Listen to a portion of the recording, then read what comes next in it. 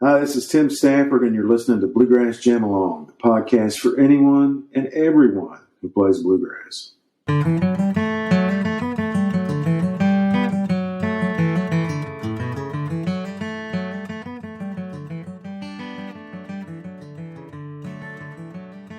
My guest on Bluegrass Jam Along this week is somebody all of you will know for all sorts of different reasons. He has won multiple IBM A awards, both as a songwriter, as a producer for a Record of the Year. He's won Song of the Year. He's played guitar with one of the most popular bands in the world of bluegrass. He's a founder member of one of the most popular bands in the world of bluegrass. Dan Tyminski described him as probably one of the greatest rhythm guitarists who's ever walked the planet. And he gave Adam Steffi his first mandolin lesson. My guest this week on Bluegrass Jam Along is Tim Stafford. Tim, it's great to have you here.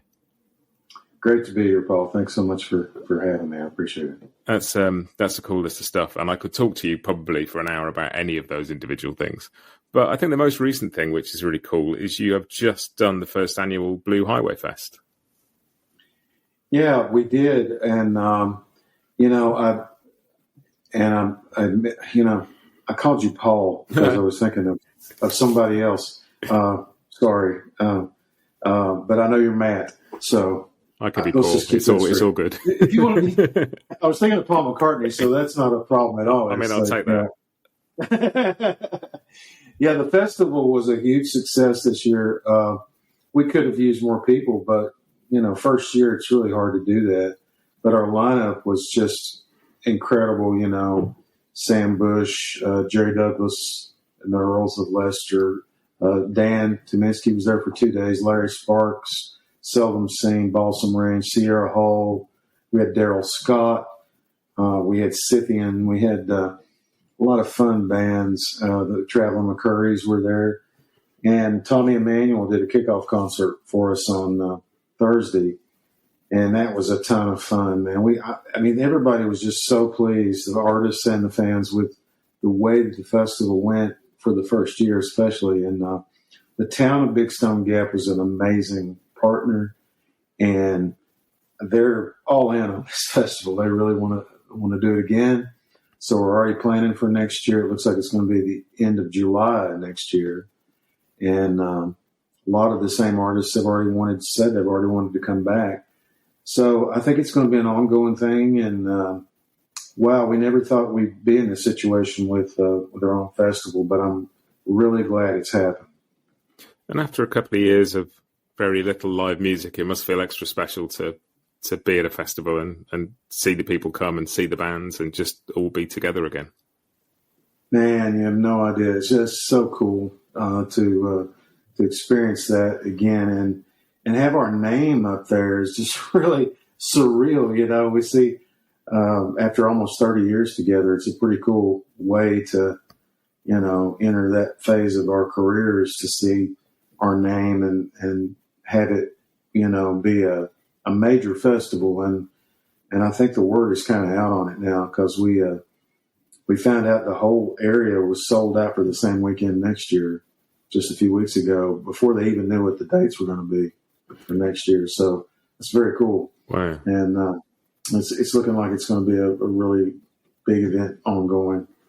And you sort of mentioned how long the band's been together. If my maths is right, the year after next would be your 30th anniversary year. So that'd be an amazing year to have this sort of the third year of your festival to celebrate 30 years as a band. Yeah, that would be very cool. I hadn't even thought about it like that, but yeah, 2 years from now will be our 30th year of playing, if you add it up, because our first real year with playing was 95, and the band started in 94. So, yeah, I hope we can hold everything together through who knows what's going to happen, man. You never know in this business, And what else is going on with Blue Highway at the moment? Are you guys working on more material? Have you just been focusing on the festival? No, we've never come back from the pandemic. I don't think a lot of bands have. It's not all the way back. As far as shows, they're way down. But we have been doing singles. That seems to be the format that has emerged from the pandemic as the favored format. So we recorded 6 songs last year, and we picked 2 of those out to be the first 2 singles, and the second one is getting ready to come out 1st of December. And the first one was a song I wrote called On the Roof of the World. It's a crazy Sherpa mountain climbing song. And not something you hear every day in bluegrass. Yeah. Where did that come from? What was the inspiration behind that? Well, I had the melody, and I really wanted it to be a cool idea. And I was thinking of pitching it to Tom Utes or one of my other co-writers about, see if they had something. And then we were getting ready to go in the studio, and I thought, well, I'm going to lose this opportunity. So I had been looking at an article online. I think it was from I think it was the National Geographic Society story about Tibet. And of course, Tibet's called the Roof of the World. And the article was about conditions for the natives there, and how they would herd the sheep across frozen lakes in the wintertime, and how there actually are Sherpas from Tibet. Most of them come from Nepal, but I decided to construct a fictional narrative about one who came from Tibet, who misses his home, but he's a guide for Everest hikers, and he takes an expedition up, and they run into a storm, and they don't make it back down. So it's a tragic story, of course, perfect for bluegrass. So yeah, it came from an online article that I was reading but I love the phrase "on the roof of the world." That's just, brings up all kinds of other images to people, I'm sure. Yeah, absolutely. And there is like you were saying about the single as a format. There's all sorts of things we can say about the world of streaming and how the industry's changed. But the idea that you can put out something meaningful that doesn't need to be an hour long or 45 minutes long, even like Dan Tyminski's recent Tony Rice tribute EP is a great example of that. And I think it's really nice that people can release something in a format that makes sense to them, rather than feel they've got to fill a CD or they have to have 15 tracks. Yeah, I think that DJs are slowly getting used to it. They've been so used to the album format for so long. There are advantages to that format because a lot of times you could suggest before what you wanted DJs to play, and a lot of times the labels would say, okay, which tracks do you want to focus on? But a lot of times they would pick the ones they like, and they would play it, and it would happen organically, So maybe a song that you didn't even think of as a single from your album would actually get more airplay. And that happened a little bit on our last record that we put out on Rounder, Somewhere Far Away. They started playing a song that Wayne Taylor and I wrote called, Ain't No Better, Ain't No Worse. And we didn't intend for that at all. That was sort of our up-tempo Jimmy Martin style bluegrass number for the record. But Kyle Cantrell started playing it on Sirius, and it picked up steam from there, and people started playing it. That's cool. That's a really cool way that you can, I know back when our first record came out, there were no suggestions about what to play from Rebel, but radio DJs picked up In the Gravel Yard right away, and it became the one that people played. That and Lonesome Pine and a few others.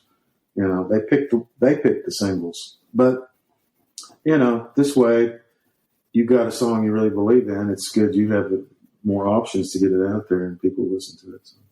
Yeah, and just curious. So the song that you won Song of the Year for in 2008 was Through the Window of a Train, wasn't it? And did you know with that one, sort of from the outset, that was going to be sort of one of the standout tracks on the record? Is it just one of those things that you put a bunch of songs together and just see what floats to the surface? Yeah, it's just like every album, we would get together and throw out songs, and there were a lot of songs from that particular album that we really liked. Where Did the Morning Go?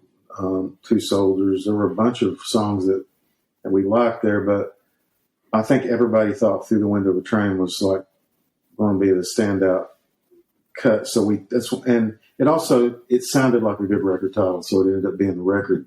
But Rounder really pushed it, as I recall, to be the single from the record. At first, we were going to call the record "Life of a Traveling Man," which I think is the second song on the record. No, it's the first song on the record. And "Window of a Train's the second song.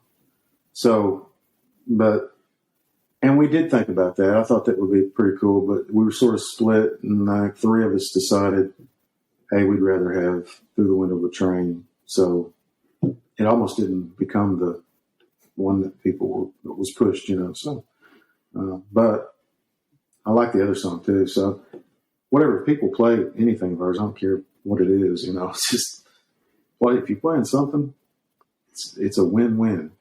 And I guess you must get that. I don't know whether you tend to play songs live before you record them, or if you record the record and then go out and tour it. But the sort of reaction of fans to songs at a show, it must be interesting sometimes just to see what people pick up on. We do both ways. We have over the years. We've played them first to see what people like, and then sometimes we just pick the ones that we want to put out there, and then we end up doing them.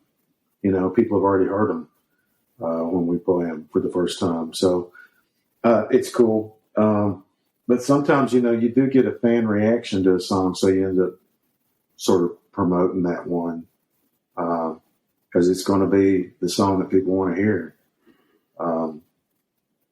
And you can't really ignore that. You're smart not to ignore that.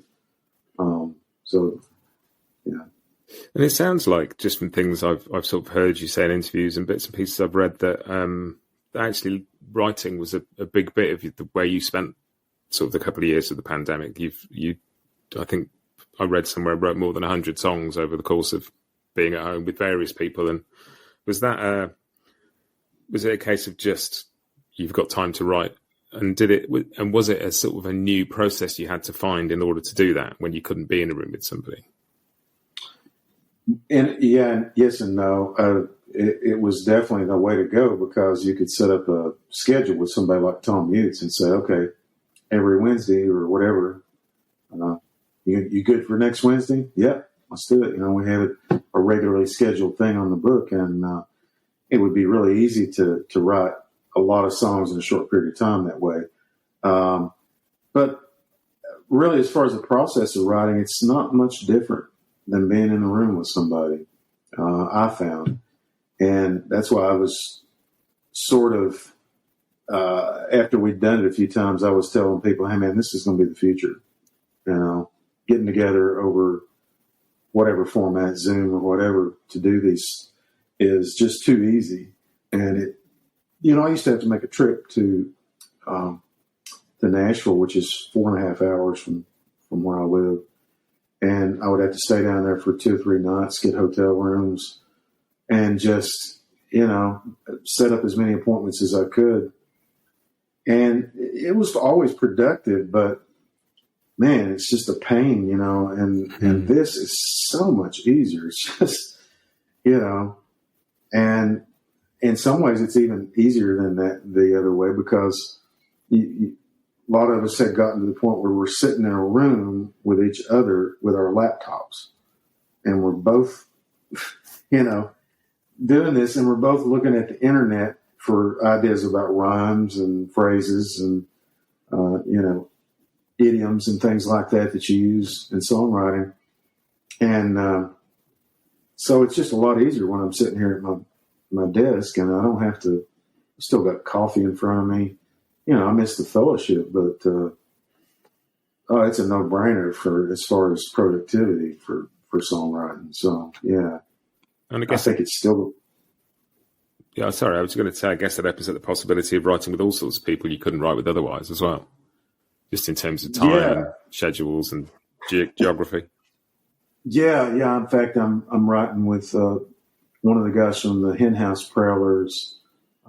Stephen Mojan put us together, and all we have to have is a window of time, and we're there. I don't have to go to Minnesota or Wisconsin, where those guys live. I've written with people from California a lot. I write with Rick Lang. I've written probably 50 or 60 songs, maybe more than that. And he lives in New Hampshire. You know, so us getting together is just as easy as my next door neighbor and I getting together on this. So it's bound to be the way things are going to continue to be done, I think. Hmm. Yeah, and one of the people that you obviously were working with was Steve Gully, who co-wrote Through the Window of a Train with you all those years ago, didn't he? And that's been a sort of long-term partnership. It was great to see that record come out. I know it sort of tinged with sadness because Steve wasn't around to see it come out, but it's a beautiful record, and amazing that you managed to get that out, because if schedules had delayed you by a year, it wouldn't have happened. And it's, just as a music fan, I'm glad it's there. We'll be right back with you just after this. Bluegrass Jam Along is proud to be sponsored by Collings Guitars and Mandolins. If you're attending the NAMM show in January, stop by the Collings booth to say hello to the team, get hands-on with their selection of customised acoustics and electrics, and check out some exciting new prototypes they're working on for 2024. They'll also have a few of their world-class artists on hand demoing various instruments. And if you can't attend, don't forget to follow their Instagram and Facebook accounts throughout the show for photos, videos, and the latest news. Collings guitars are hand-built from the Sound Up in Austin, Texas.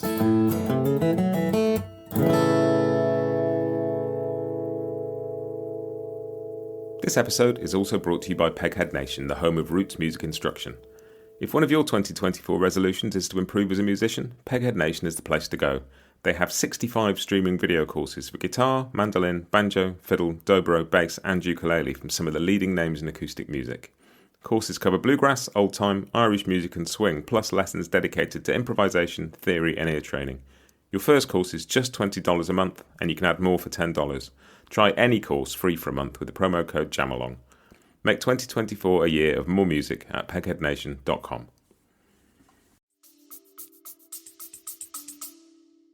Oh, thanks so much, man. I appreciate it. Steve was such a good friend, such a great guy, and talented. So just a really talented guy. I always thought that I never understood why Steve was never nominated for IBMA Male Vocalist of the Year, because he certainly deserved it. And, I don't think that record, it was very close to not coming out because I think it was the very last thing that he worked on. And so the record company wanted to put it out and as a tribute to Steve. And I was like, I think that'd be good. And he was very proud of the record, and he would definitely have wanted it to come out. But, boy, he left a big hole. It's just difficult. I think about him every day. He was a force. Just his personality was a force. And he was a force for good. He was just one of those guys that he'd give you the shirt off his back, and that's a cliche, except with Steve. He's one of those guys that really would have done it, and I've seen him do it. Seen him do it for people he didn't even know. And we actually wrote a song about one of those, Angel on Its Way. It's a true story where he just stopped to help. He and his family stopped to help an old lady at Christmas time who needed a ride home. And so, the world's not as good a place without Steve Gully, but I really am grateful for the time that we had together and what we were able to accomplish and the songs we were able to write. Nobody loved it more than Steve, man. We'd go up to his place, and I just look forward to seeing him and talking to him and laughing. God, he was such a funny guy, And the way that we would write, when he would get really into something, he'd get up and start pacing around looking out the window. And I knew, okay, right then, he's getting ready to come up with something, And generally it was a breakthrough from wherever we were, or a direction I wouldn't have thought of at all. So he was an amazing guy. There's something incredibly poignant about the title of that record, which is called Still Here. And I don't know if you had that title, in mind before, and whether you sort of rethought it in light of Steve not being around. But there is something beautiful about it. Just for any kind of creative person, one of the ways they remain still here is in the work they produce and the memories people have. And there's something simple but beautiful about that as an album title. Totally agree. Totally by accident. We already had that song written a couple years before we went in the studio, and it was kind of a bitter song about a fellow who went up to work in the northern United States, and he just like a lot of Appalachians did, he hated it, but he never left. He's still there after 40 some years, in a dirty factory town when he was raised out in the country, And we talked about that and just about how we would want to phrase it. And then to have it happen, I totally agree with you. I thought of the same thing. He's still here. He's still here with us, and in a lot of ways, and his music's definitely, I think it's going to be with us for quite a while. So, yeah. It put me in mind of, like, in a couple of ways, just both the title, but also just that sense of remembrance and celebrating somebody's output. It's just the book that you co-wrote about Tony Rice, the title of that, Still Inside, which you can read in the way of sort of inner calm, or you can read in a way of a person who is something of an enigma. It's still sort of shrouded in mystery, but again, a figure that is much loved in the music world and beyond, and there's been such a wonderful celebration of who Tony was and what he did over the past couple of years, which has been just sort of joyous to watch, despite the circumstances that brought it all out. And you've been a big part of that. And I'd love to talk about the book, because it's a brilliant book, and it's a sort of fascinating book in many ways. But I'd really like you to tell us, before we start, your story of how you first met Tony, because I read somewhere you first met Tony at Winterhawk Festival in quite unusual circumstances. I actually met Tony before that, back in the mid '80s at a festival. I was just a fan who wanted to come see him, and it was at the Kentucky Fried Chicken Festival in Louisville, Kentucky, which is a huge festival. They used to have over Bill Monroe's birthday in September down there. And it was at the Galt House, where they used to have IBMA years later. But it was outside on the Belvedere Plaza, and they had over 100,000 people there every year at this free Bluegrass Festival sponsored by Kentucky Fried Chicken.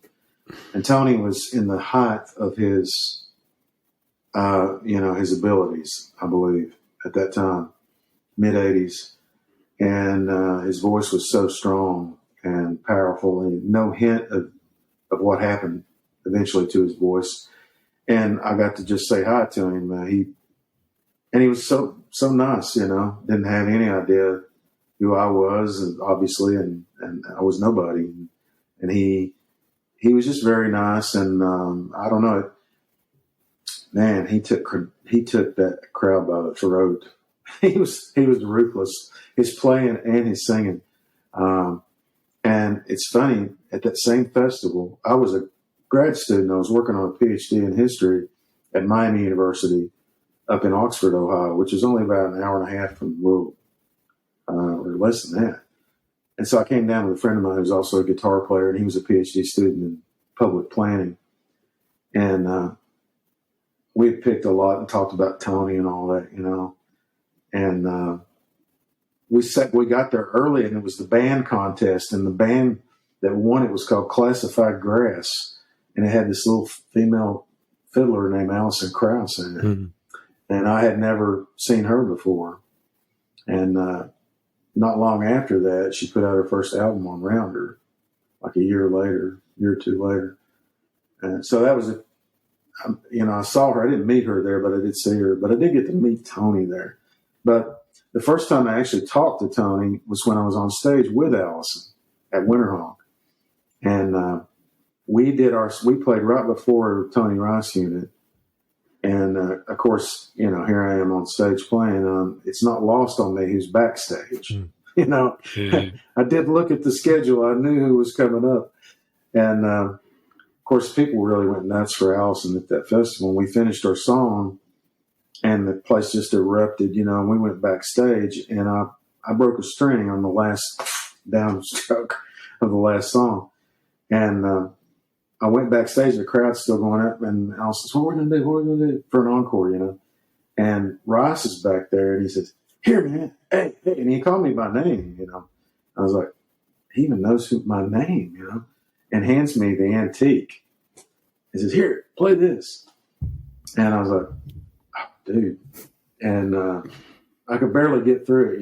Everybody had big old possum grins. Allison was looking over; she's just grinning, because here I was playing antique, and I got through it somehow and gave it back to him. Didn't drop it. That would have been par for the course for me.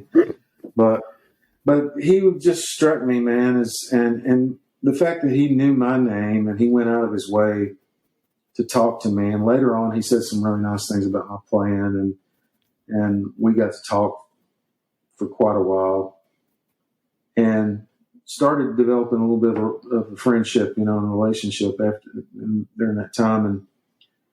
And then after I left Allison's band, I think it was actually already in Blue Highway. And we started playing some shows with Tony, and we were hanging out again, talking, and during that time too, Wyatt Rice and I would have these epic jam sessions, and we would go, I think, abetted by adult beverages. We would hole up in a hotel room and just pick, man, for hours. And we did that a couple, 3 different times. So we must have been playing with the unit, wherever that show was. So I got to talk to Tony a little bit, and I'd had it in the back of my mind that I wanted to write a book about him. And I just brought it up. I just said, "Man, have you thought about having doing an autobiography or having a biography written about you?" And he said, "Actually, I have, yeah." He said, "And you know what? I think you'd be the perfect guy to write." And so I didn't even bring it up. All I just said was this, and he said, "You would be the guy." And I was like, "Well, okay." I had sort of thought about it, but he was the one that brought the idea of me doing it. So I got started on it right away at that point, and that was about the year 2000. And I sent out a whole bunch of email questionnaires and got a bunch of responses. I did one long interview with Tony. Started doing some other things too, and then got bogged down about 4 years into it. And Pam Ross suggested that I hook up with Caroline Wright, who had written an article on Tony for Listener magazine. It was a really cool piece, just a super great article. And I was a fan of that article. And so we started collaborating from that point, and we finished the book. It came out in 2010. So it took 10 years from conception to finish. And Tony, we did massive interviews with Tony for this book. I think there were 5 altogether, massive interviews. And when we transcribed these things and read them, it was like, who's going to tell this story better than Tony? Because he was so articulate. I mean, I told Caroline, I said, I think we'd be better off here just putting this whole thing in Tony's voice, and editing it together to make it sound like it's just Tony talking about his life, because it's almost that way anyway. It's almost perfect. We didn't have to change a whole lot at all, even in the editing process. So that's how that dictated the format, where we have Tony telling his story in his own words, in a chronological format. And then each chapter of the way, there are all these other interviews that we did. We have these other voices. So it's kind of like a Greek chorus, where you have these other voices that come out and say, but also this happened, So that's why the thing is structured like it is. A lot of people ask us, how'd you come up with that structure? Well, it was Tony's eloquence is what dictated that structure. So, and there's something really cool about that structure, because it's like you sort of say Greek chorus, but they are, as a Greek chorus, sort of commenting on the action almost.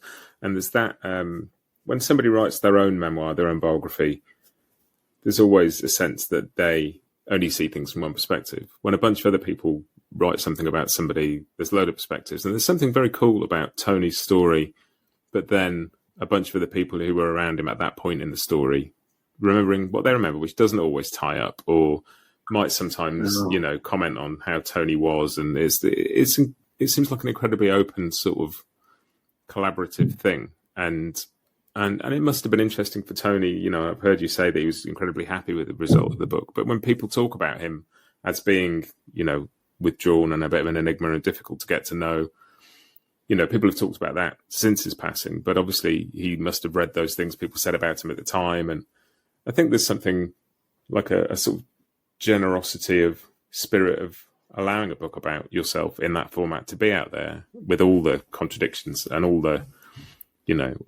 different viewpoints, and there's something quite unique about it, I think, as a book in that way. I'm glad you think that. At the time, we had misgivings about it, but Tony loved it, and he didn't mind so much that a lot of other people had different recollections of certain things.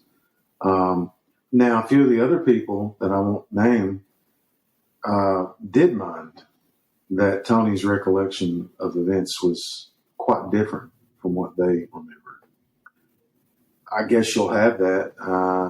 It didn't bother me because, I'm sorry, we always tend to think that eyewitness testimony is infallible. It's like the first source. Well, no, it's not. It's one of the most fallible sources that you can have. So I think that's why it's a good idea to have as many different perspectives as you can at the same events so that people can make up their own minds about what probably happened. I will say that Tony's recollection, man, it was microscopic in detail and really spot on most of the time, according to most of the people that we talked to. Microscopic, I say, I guess thinking of the watches, because he spent the last 10 years of his life or so looking in a microscope, these Accutron watches. He was obsessed with precision, and I think that came out in his playing and his attention to detail and things like the watches. And I think it's one of the fascinating things hearing people talk about his playing, because a lot of it is in the details and the things that, from my point of view as a guitarist and a musician, there's things that I hear in Tony's playing, but hearing other people talk about it just brings out other facets. I went to a sort of weekend bluegrass camp over here in the UK a couple of weeks ago, and I had the guitar tutor there, a guy called Bryan, was just played us. I've waited as long as I can and said, listen to Tony play the guitar on this. I'm like, well, I've heard this, and this is probably my favourite single bluegrass recording of all time. I know this. And he played it. He went, listen to what he does when the vocal starts. And his volume on the rhythm just dropped completely. And then punctuating between the phrases, some quite strident sort of little rhythm fills and just bits and pieces. But then when the mandolin's playing over the second verse, to fill it, he's out of the way completely. And just that precision of intent as well as execution of knowing when to step in and step out. And just every time I talk to somebody about his playing, I learn something, and I go back and listen again, and it's fascinating. I'm glad you mentioned the rhythm, because people tend to think of Tony as just this lead guitarist who redefined the way lead guitarists played in bluegrass. But man, if you're a musician, it's that rhythm. That rhythm is where it's at. The rhythm is what actually changed the entire sound of bluegrass in my ears. Before Tony, there was a different bluegrass rhythm sound.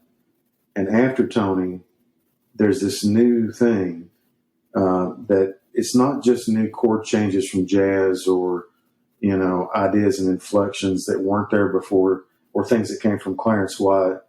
It's this powerful approach to rhythm as a way to define the sound of the music.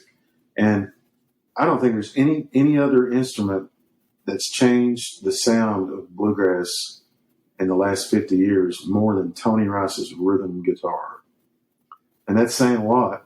But I've talked to people that I know that have thought deeply about this same thing, Ron Stewart and Dan Tyminski, a bunch of different people, and they all agree with me. It's like, oh yeah, That's it, man. That's the thing. That's the sound right there. And it's more than just the glue. It's like, it's more than just a background. It changes everything. It changes the entire dynamic of the music. And we have Tony to thank for that. That rhythm, man, that'll never be duplicated. It'll never be surpassed, in my opinion. And I love rhythm guitar. It's one of my favorite things to do. And I try not to follow Tony. I mean, you have to. Like I said, he's changed the sound of the music. But within that framework, I'm trying to come up with my own deal, which is what he would want you to do. That's what he always told everybody, man. Do your own thing. I've done my thing. And I thought he had a great perspective on that. He said, I just wanted to be Clarence White for a long time. And he said, I couldn't do it. As hard as I tried, I could not be Clarence White. But what emerged out of my limitations was my style. So I thought, that's a really cool way to look at it. First of all, to think that Tony had limitations, but you look at it and say, well, yeah, he was trying to be his hero, and he couldn't be his hero, and that he had to be himself, and it came out within that framework. Clarence changed him forever. JD changed him forever. And that's particularly interesting talking about JD there, because I've interviewed Chris Eldridge and Dan Tominski, and they both were like, I love Tony's lead playing, but if I had to choose that or the rhythm, I'd keep the rhythm every day. Every day. And I chatted to Marcel Ardans from the Lessons with Marcel YouTube channel, and he was, talking about a video of Tony he'd seen, and somebody in the crowd had said, "Can you explain to me how to play rhythm?" And he said, "No, because there's nobody else here. I can't do it on my own. It sort of doesn't exist unless you're reacting to something." But it's really interesting that you mentioned JD, because even just today on a Facebook group, people were chatting about the influence that JD Crowe had on Tony and his sense of rhythm and timing, but also, and I've heard you talk very eloquently before about sort of what they brought out in each other as well. But there's just, there seems to be a really strong thread there of Clarence influencing Tony's right-hand technique potentially, and JD having a big effect on the timing. You just nailed it. That's it.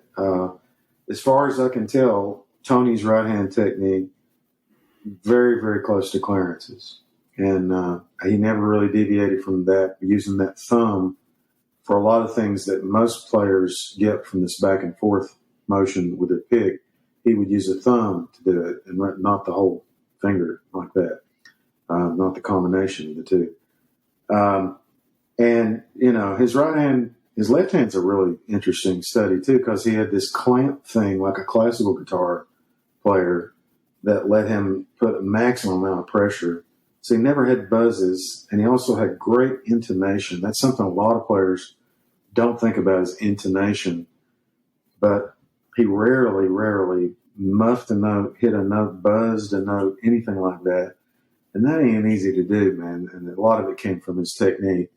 Now, JD, to my ear, if you listen to Tony's rhythm playing in the Bluegrass Alliance and before, you can hear Clarence. He's trying to play a little bit of Clarence, but man, after a few years in the New South, you can tell he's been transformed by that powerhouse of J.D. Crowe's banjo, the syncopation in Crowe's playing. I know what that's like, because when you play off against that, you do things differently as a rhythm guitar player. Things you would not do normally. I'm always just listening to whoever I'm playing with. And if I'm playing with somebody like Jason or Burleson, our banjo player, or, Ron Stewart has played on several of my solo records, man, I'm just trying to react to what they're doing and feel it. And that's what Tony did too, but he was doing it with J.D. Crowe. And, I was originally a banjo player. I got to say, Crowe is my all-time favorite bluegrass musician. He really is. I became a guitar player by accident because of the band I was in got a better banjo player. So I had to switch to guitar overnight. That's why my hand is weird when I play with the right hand and all that. But Crowe to this day is just there's something about that playing, man. He just he had this feel, this touch that I've never heard anybody else do, and it was just a marvel. I mean, when he started playing, my mouth just flew open. I was just like, "Well, that's it right there." You know, even I mean, I know everybody said that about Earl when they first heard that style, and including Crow, but there was just something about JD's playing, man, that I don't know where he was probably tempered that way by Jimmy Martin. He'd probably say that. He would have said that. In fact, I've heard him say it, you know. He was tempered by Jimmy the same way that Tony was tempered by him. And I think it's a good way to look at it. You already had your style pretty much, but he's tempering it like you temper fine steel. And golly, that combination of Crow and Rice, I don't know. I've never heard anything to beat it, and I don't think I ever will in bluegrass music. And I think what the interesting word in all of that for me is the word reaction that you used about it, you know, about listening and responding in real time to, like you do with any conversation, you know, like we're doing now, but the difference in music is you're both doing it at the same time, over each other, under each other, and around each other. And it's something that is, as a student of music and somebody learning to play, and, you know, the revelation that playing backup guitar, or backup anything, but backup guitar particularly, with other people is as much an improvisation as playing a solo over a tune, in that you're constantly adjusting what you do behind somebody, working out where to put a run, where not to put a run, where to play a bit quietly. Sometimes, like in a noisy session, where not to play at all, so you can hear a quiet guitar over in the other corner. Or and that thing of real time adjusting what you do to somebody else is, and it helps to be an empath. And Tony was a very empathic player.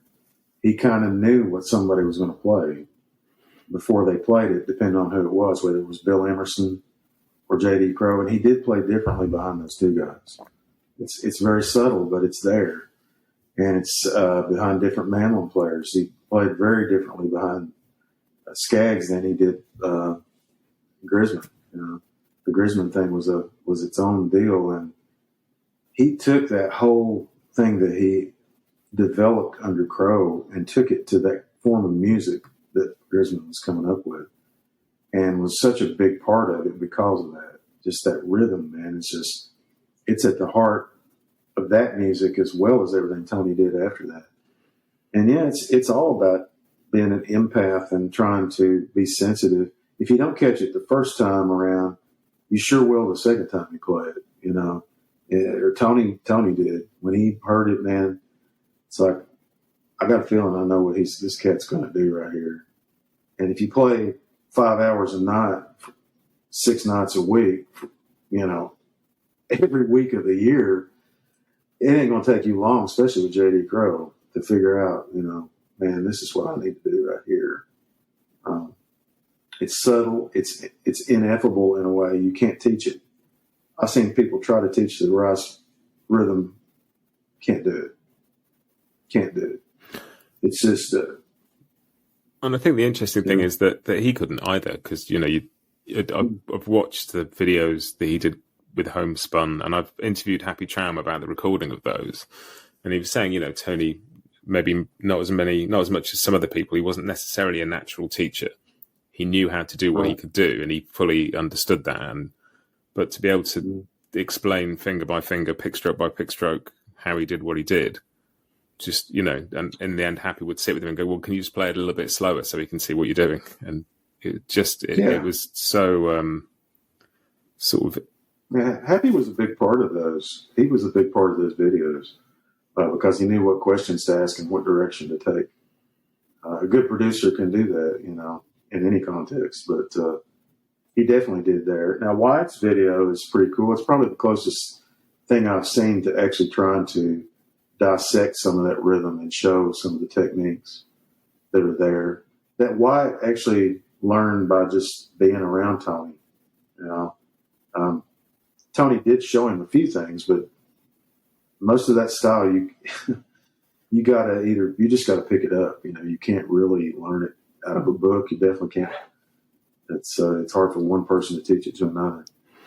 And you did an instructional DVD of your own a while back, didn't you? And I really like the sort of structure of the way you talk about guitar and having I think a clear construct of how to explain what to think about is always really good in those situations. You talk about the 5 T's of timing, tone, tuning, technique, and taste. And I think it's a really cool way of looking at it, because each of those things, like particularly with taste coming as the final thing, because that's then how you express who you are as a human being through your music, which is sort of our job as musicians, is to be as much us as we can be, because nobody else can do it and we can't ever be anybody else. But it's really, I just thought it's a really unique approach to explaining how to think about an instrument. Well, you were talking about happy with Tony. Dan Miller did the same thing with me, because I had a structure in mind and I would do it at these camps. He saw me doing it at a few camps, and it's his idea for me to do that video. But he had ideas about fine tuning some of the approaches that I had about azimuth, pick azimuth, and things that I had talked about. But he would say, now, what do you mean exactly by that? Do you mean this and that? No, I mean this. Okay, well, explain that now. And so he would direct me in ways that I would never thought of doing it myself. So he was a big part of that. I still think, man, that the fundamentals are where it's at. In fact, I just saw it was pretty cool. I saw a Tony clip from Instagram. Have you seen those Tony clips? There's that website that has all these little miniature clips of Tony. One of them was where he was talking, and he said, not enough people pay attention to the fundamentals. And he said the very same thing, and I had never seen him say that or do that, but it was really cool to see that he thought of the same thing, you know. Obviously, he was thinking about tone a lot when he played, and how the best way is to get that with your right hand. And, you know, timing, man. He is the cat that showed everybody how that's supposed to be done in bluegrass rhythm guitar. So, you know, the whole thing too with tuning, man, we've all forgotten how to tune by ear in this music, because we have these great electronic tuners. And my point in the video that I did was you can take one of those and it can help you tune your ear again, because you can take one of these tuners and then take some other techniques that we can look at, like octaves, like a tuning fork, and that's what Tony used, was a tuning fork, and some of these other ways, and then you use your electronic tuner to see how close you got, so you can use the tuner to actually tune your ear. I think that's probably the best way to use one. Although I got to admit, we get in these live situations, we're on stage, I ain't got time. I will have to use the tuner, you know, to rely on, because sometimes I'm even emceeing at the same time I'm tuning, and you don't have time to do the ways of tuning that you know, you can't hear, for one thing. You get, you know, backstage before show, it's really tough to hear, so you depend on that tuner. You know, but they had similar challenges years ago, and somehow they found a way to do it. And my point is, nobody that I know of could tune a guitar better than Tony Rice. Of all the things he did well, that may be one of the very best that he did. And when he played, it sounded the way it did, partially because of the way he was able to tune the guitar. I hate to say that, but it's really true. It's really a function of how good his ear was, that the guitar always sounded as good as it did. Because I go back and listen to stuff I've done, man, and I'm like, gee, I wish that string there wasn't just the tiniest bit sharp, but it is, and I'll have to live with that.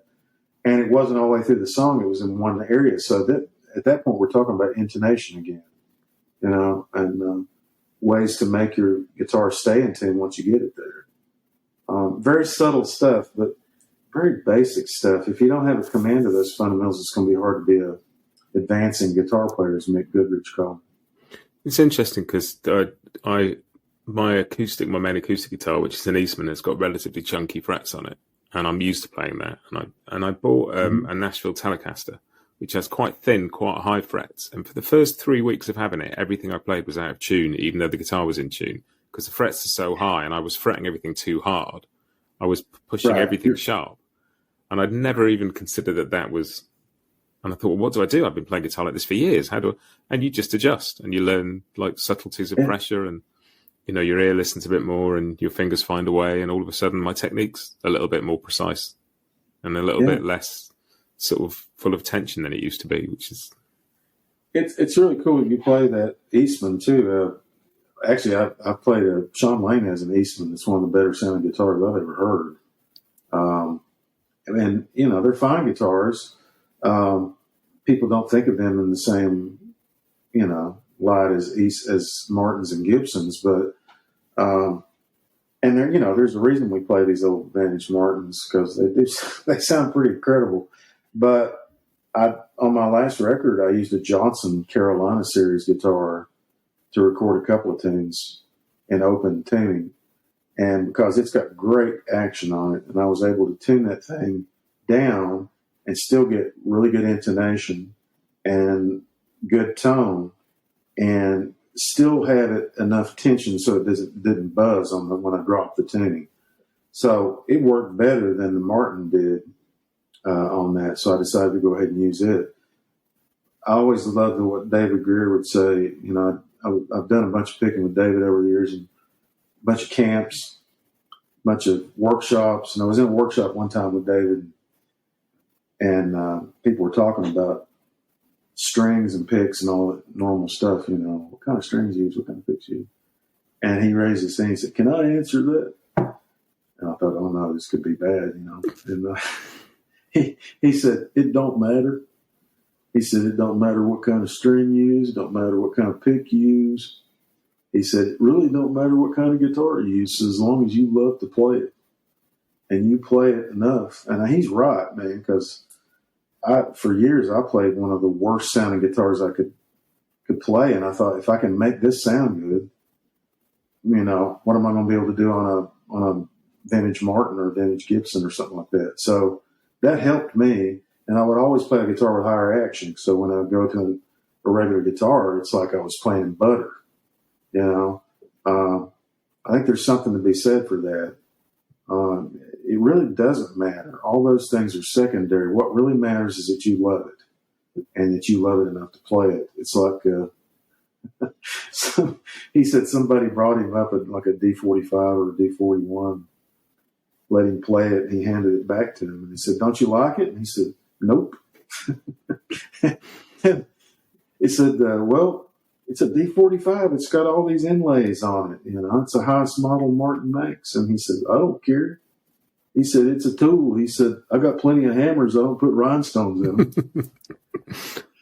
It's like, why would you put a jewel in your tools? And that's it's a good way to look at it, because it is a tool to express yourself. So I kind of got to go with David there on that one. Yeah, and it's funny because the Eastman that I've got cost me about £400 used. It's one of the lower end ones that they make.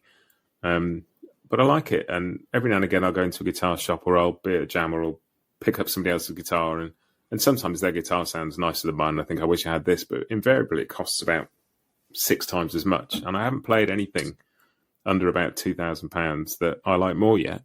And so, I can either spend most of my time wondering about what other guitars to buy, or I can spend most of my time playing the one I've got. You just nailed it. You just nailed it. I think, I can't remember who said it. I think it might have been Bryan Sutton in one of the chats over Artist Works where I take lessons with him. He said, if people spent as much time like learning to play their instrument as they do thinking about all the variables, and if people spent as much money on lessons as they spend on trying different picks and different strings, and just that sense of just get on with it, Yeah, and I'm as guilty as anybody of not doing that. I love looking at different stuff, but I've tried different. Well, I am too. I play and picks, like I go back and forth. I play different ones. You know, I do love those blue chip picks, but I'm really unusual with picks because I play on the shoulder of the pick. I don't play on the point. So I like to have a pick, and it's an advantage there because my pick never slips because I have more of the surface of the pick on my thumb when I hold it like that. But the main reason I do it is the tone is better for me when I play on that corner. It's more rounded. It gives it a better feel to me. And the lead is a challenge, but it sounds very different doing it there, and I kind of like that. So I thought about actually flipping the pick around and playing with the point when I play a lead. But that's too difficult to do, and I thought, I'll just live with this. I don't mind. It's a little muddier, but it's more distinctive sounding. So I just stuck with that. And then strings, I like elixir strings because they last forever and I don't have to change them. I hate to change strings. But and guitars, I have a bunch of guitars, man. I've got guitar acquisition syndrome, gas, like a lot of players. But my 34 D18 is still the one that sounds the best to me, to my ears. So I end up recording a lot with it. But like I said, not on everything. I played a Johnson, played Gibsons on every one of my solo records on several songs I used. So I'm not married to that single guitar, and I've used a lot of different guitars on Blue Highway records. So I'm all about playing, man. That 10,000 hour rule is really true. You put 10,000 hours in on your instrument or whatever it is, you're going to be better. Talent is very important, but I think it's a little overrated. Behind every prodigy, there's also a ton of time with the instrument. I'm thinking of Chris Thiele and people like that. He was homeschooled. So finish all your homework on Monday, dude, you've got 14, 16 hours a day the rest of the week, and you live with that thing in your hands. You're going to be really, really, really good. So, and I did that too. I played, there was a time there when I played 15 hours a day, if I could get away with it. And so, you just got to play as much as you possibly can just to get familiar with the thing. And I think the Chris Thiele thing is really interesting because I was listening to an interview with him the other day, and he was talking about Roger Federer. He's a huge tennis fan, Chris Thiele, and loves Roger Federer. And he was saying, it just, people underestimate how much effort you have to put into something to make it look like it doesn't cost you any effort at all. Like that comes out, and he knows as well as anybody does. But, people look at Roger Federer or Chris Thiele and go, makes it look so easy. And it's because he spent hours and hours and hours where it wasn't easy, just incrementally making it slightly easier every day, every week, every month. Oh yeah, man. And there's no substitute for it. I tried just rehearsing, and it would just drive me crazy just rehearsing. So I had to make it fun. I would play along with records, and then I got to where I would play in front of a television, which is supposedly a really bad habit. But what I found with that is I would get to this space in between where I wasn't really paying attention to the television, and I wasn't really paying attention to what I was playing. And all of a sudden, I realized I came up with a tune or a melody, and I immediately record it. And I do that. I still do that all the time that I can to try to get in that in-between space. And that's where the real creativity comes from.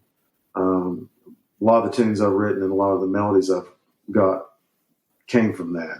So, so that's a lovely phrase for it, the in-between space. Yeah. There's a song title. Yeah, it's really, hey man, place in space in between. Man. Yeah, it's really cool. I'm aware we're sort of coming up towards time now, but I'd love to talk to you quickly about another couple of bits, if that's all right. One is I know you've been working on a box set of Tony's music.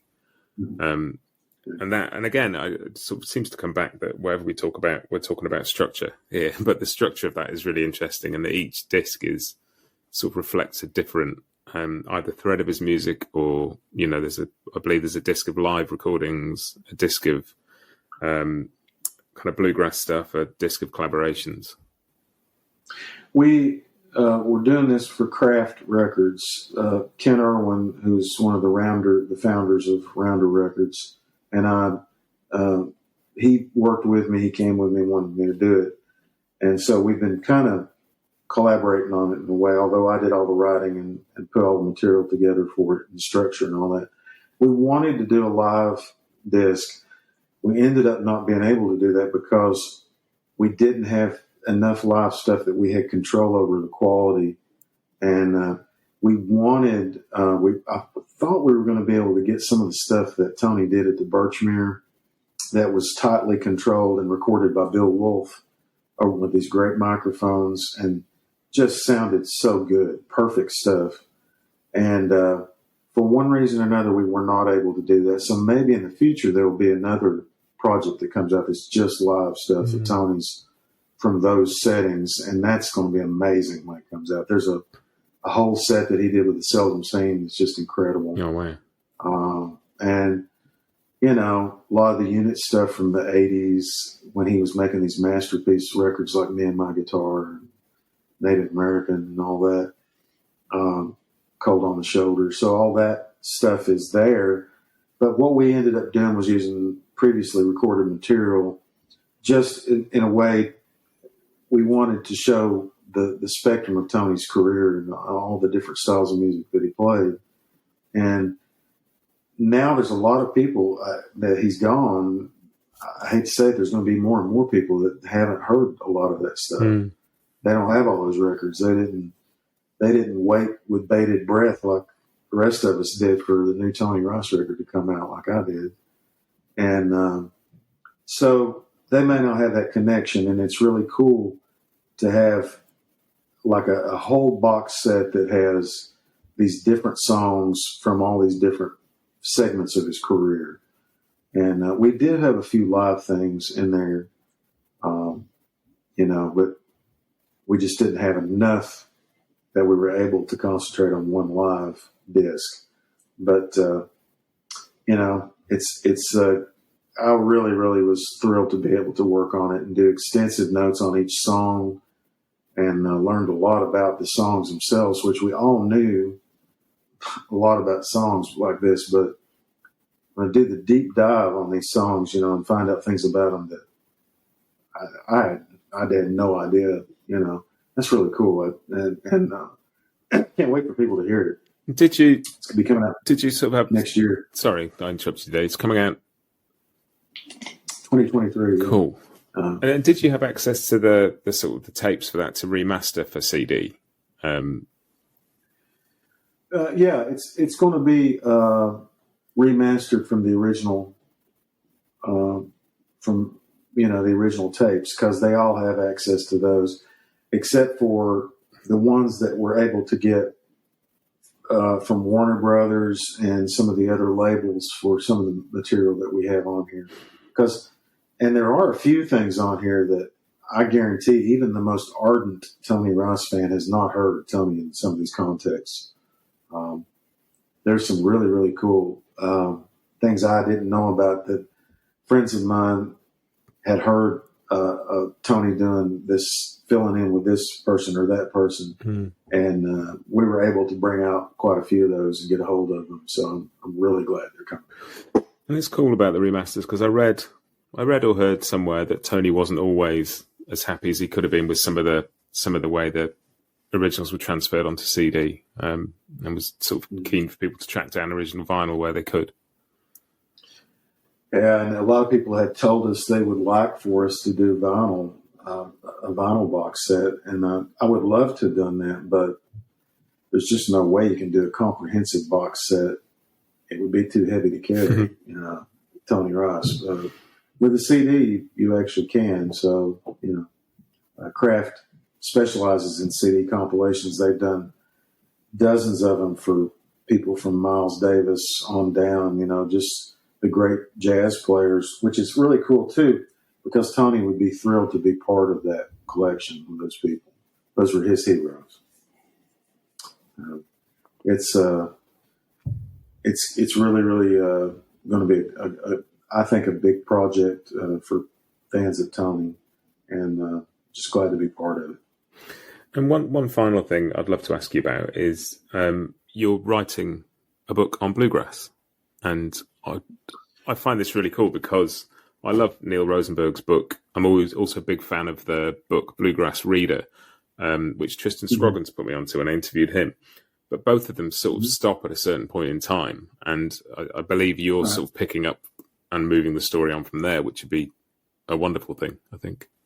Yeah, and that's the whole idea behind doing the book, is we felt like it needed updating, because even Neil would mention from time to time when I would talk to him that it would be great. He's not the one to do it. He's done pretty much with that part of it. He's not going to do another history of bluegrass, but he feels like it should be updated from where he left off, which is the mid '70s in essence, and which is cool to me. And I thought, well, hey, that's when I got into bluegrass, was the mid '70s. So this would be kind of like, it could be biographical. It could be, it could have several different levels to it, layers to it. And I'm still working on that. And a matter of fact, this pandemic and moving, we've been building a house for the last year and a half, and we just moved into it. As you can tell, boxes everywhere still behind me. But that's set me back on this book. So I've got to get back into it and get to work on it. But it's a big project, and a lot of people have tried it. I know John Weisberger was doing it for a while. A couple other people were going to pick up and do the sequel to Neil's book. But it's so well thought of in the bluegrass scholarship world. Tommy Goldsmith, who did the Bluegrass Reader that you mentioned, he's a friend of mine. We talk often. He has a book coming out on the Stanley Brothers, and he's thrown a few things to me, ideas, and I've helped him a little bit, and he's undoubtedly going to be helping me too with mine when I get to that phase. But he's a very disciplined writer, does a really, really good job. I love his book on Earl Scruggs. I don't know if you got a chance to read that. No, I haven't. I'll have to take that out. Oh, it's so good. So good. To me, it's the best thing written about Scruggs. Just love the way that it's put together. And Tommy was a journalist, and his writing is not academic at all, but it does cover academic sources of the music. It could be. He's just really, really good, and I want to make my book like that too. I don't want it to be academic. I don't want it to be a dissertation. I want it to be something that everybody that loves bluegrass and knows something about what has happened the last 45, 50 years will be able to get into it and say, oh, yeah, man, I remember that. I didn't know that. But and it's a challenge because I want to take it fully up to the present, and that involves a lot of changes that have happened in bluegrass over the last 15 years. Bluegrass ain't what it was 15 years ago. It ain't what it was 10 years ago. And, now you got people like Billy Strings that are just changing everything. So, that's we're probably on the cusp of a renaissance of bluegrass because of people like Billy, and that can't be a bad thing for those of us that love it. Yeah, I think Bill. There's always a sort of a moment somewhere, whether it's Oh Brother or it's Beverly Hillbillies or it's like Mumford and Sons or whatever, that whether those things are strictly bluegrass or not, there's always something that brings people in, and it certainly feels like Billy's doing that at the moment, and Molly Tuttle's doing it, and there's a whole bunch of bluegrass artists whose output isn't bluegrass necessarily. Sierra Hull and Sarah Jarosz and Chris Thiele, and there's a whole bunch of people putting stuff out that's bringing people in, and that's got to be good. It's got to be good, and it's all part of this music, I think. I think it's part of the story. I've taught a course on bluegrass history at Appalachian State University for the last 8 years. Every other year I teach it. I think I've taught it 4 or 5 times now. And that and a few other courses that I've taught at other places have helped me refine these ideas about what's happened in the last 50 years in bluegrass. And so I want it to be a history, but I also want it to be an exposition, a look at it in a way that is fun and brings out the fun that's in the music, because it's something ironic about doing an academic discussion of bluegrass, because it's such fun music. If you've ever played, anybody's played it knows that. Yeah, it's funny with music in general. It's very easy to sort of pin things down on a board and put them in a glass case and Like, but that's not what it. There's about a few years ago, a couple of decades now, a band I was in played at the opening ceremony for a museum of pop music, and I was like, this could be really cool. And I was wandering around going, but this is just a bunch of stuff. There's a bunch of instruments and some clothes people wore on stage and some original artwork from records. Like, this isn't music. This is some cool stuff that exists around music, but this isn't music. And so it's I think getting that sort of tone right, and it sounds like the approach you've got is exactly the kind of book I want to read. Well, I hope so. I hope I'm able to finish it. I'm bad at taking a long time to get things out. So you probably just finish it, and then there'll be another huge media event that changes the course of bluegrass again. Yeah. Well, I think Billy Strings is doing that right now. Just insane what he's doing. He's really taking it places that no one else has. Not even Flat Scruggs, not even Allison. It's just kind of insane.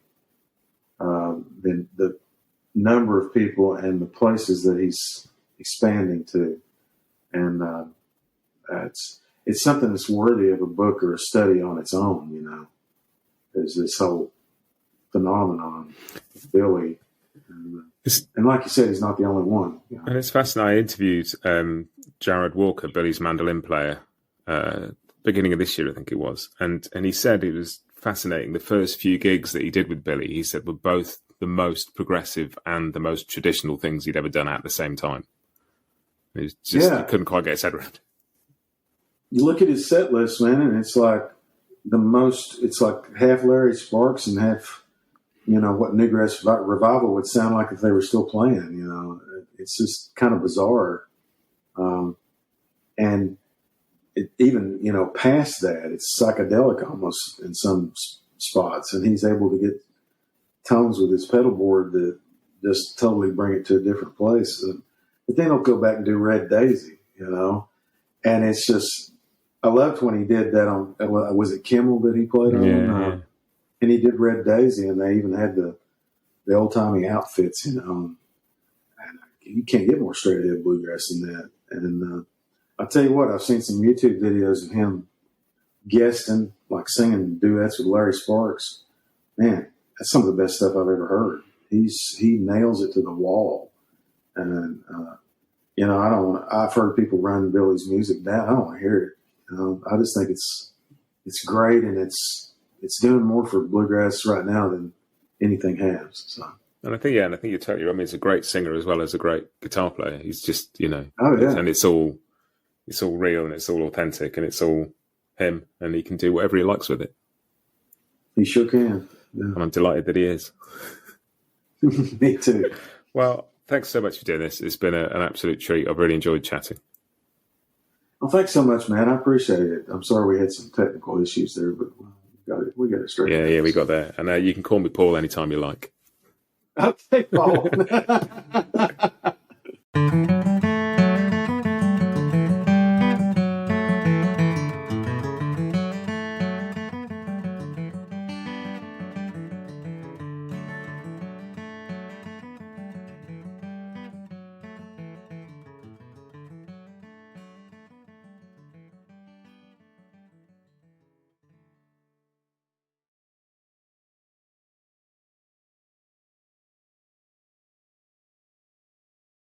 Bluegrass Jam Along is proud to be sponsored by Collings Guitars and Mandolins, making some of the finest guitars and mandolins in the world since the 1970s. Visit collingsguitars.com and find out why.